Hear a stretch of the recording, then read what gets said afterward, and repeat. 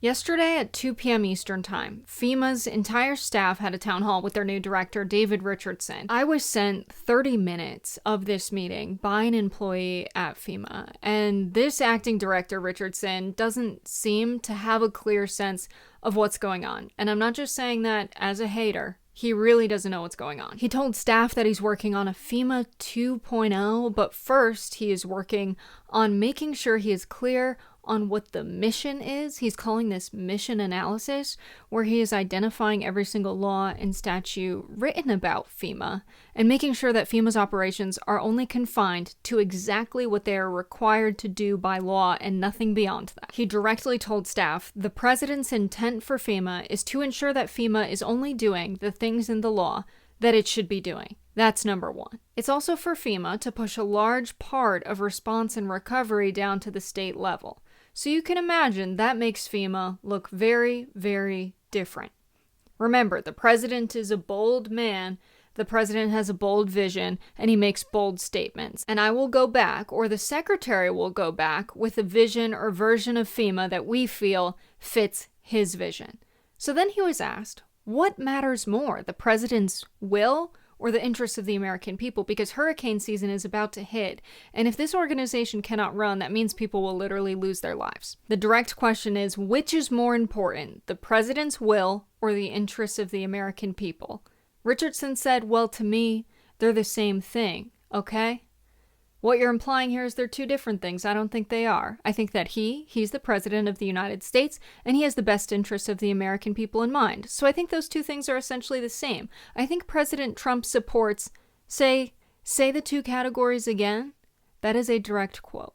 At the beginning of the speech, he talks about separating the federal agency into different task-oriented groups. He calls these bins. He said, there are specified tasks, and I assume there's roughly somewhere between 150 and 175 specified tasks, and each of those specified tasks can be binned into categories. So we'll make sure we capture all of the tasks, which I know that folks are doing today, and then we will bin them. And by bin them, I mean some of those tasks will be orange-like tasks, and by orange, I mean the fruit orange.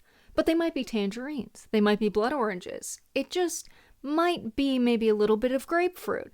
All those will go in one bin. Then you have all of the banana type things. Whether they're plantains or they're big bananas or small bananas, they all go into a pile. Okay, so you get about 7 or 8 piles, but not the exact same things, and they will constitute our mission essential tasks. So we'll have our specified tasks, our mission essential tasks, and from those we'll make sure that we state our mission very, very clearly if it is not already. All right?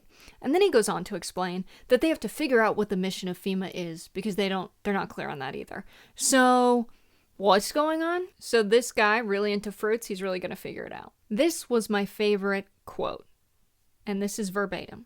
The other day I was chatting with my girlfriend. She's from Texas. She's got like huge red hair, like she's from Texas. And I said something and she said, well, I know what it was. I said, how come it takes so long to drive 10 hours from Galveston to Amarillo? And she said, well, Texas is bigger than Spain. I didn't know that. So I looked at the map. Texas is huge. I mean, if you put it in the middle of Europe, it takes up most of Europe up. So the top official at FEMA, the Disaster Response Agency of the United States, doesn't know how big Texas is, one of the states that will be experiencing hurricanes during this hurricane season. And I say that because I know they let me see like the plans for the weather machine, so I know what's coming. There's one more thing I want to read to you. He did address leakers in this meeting, and it was kind of fun to listen to it as someone receiving a leak of the meeting. This is what he says. I got a phone call the other day. I think it was from, I'm not sure. He said his name on accident. Not on accident, but I kind of absently-minded hit the green button on my phone. This guy from some cable news station. They were starting to ask me about complex problem solving. At first, I was kind of confused. I had no idea what it was, but he told me, you've got a leaker out there, and I can get anything I want from the leaker. I said, that's fine with me.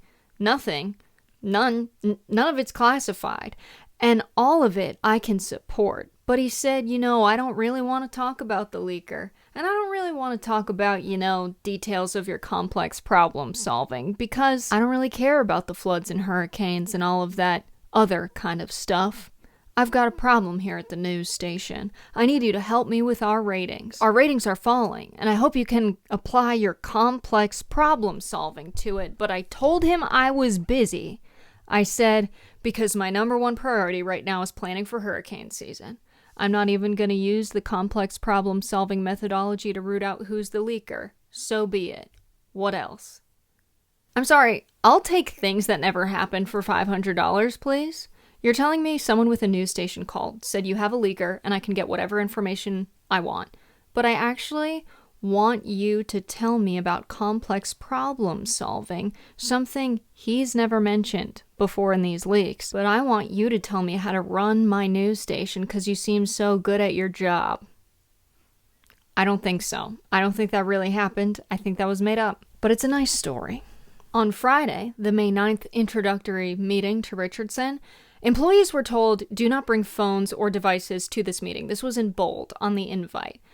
An employee told me, in all my time at FEMA, I've never received a message that said don't bring phones or devices to this meeting. The FEMA employee also said that staff have been threatened with polygraph testing, and actually Dropsite News, where I publish these leaks and where I work as a correspondent, was personally mentioned. So again, thank you for the shout out. Finally, someone's recognizing me for the hard work I'm doing. Now, he gave a unhinged monologue, which I got 10 minutes, which is the longest leak that's been put out. I'll just brush my shoulders off. He talked to the staff saying, don't get in my way. Basically, he was like, I am here to achieve the president's intent. I know some of you will want to get in my way. Don't do it. He said, I don't need a full title. All I need is authority from the president to put me in here as some degree of acting, and I will make sure that his intent gets completed. I don't stop at yield signs, in other words. Their old acting director was fired after giving congressional testimony where he said this. As the senior advisor to the president on disasters and emergency management and to the Secretary of Homeland Security, I do not believe it is in the best interest of the American people to eliminate the Federal Emergency Management Agency. Okay. That doesn't seem like something you could get fired over, but a lot of people, including one employee at FEMA that I talked to, said since Cam didn't think getting rid of FEMA was good for the country, Trump fired him. I published the leak from Friday and yesterday in full, all 40 minutes. You can read them in full on dropsitenews.com.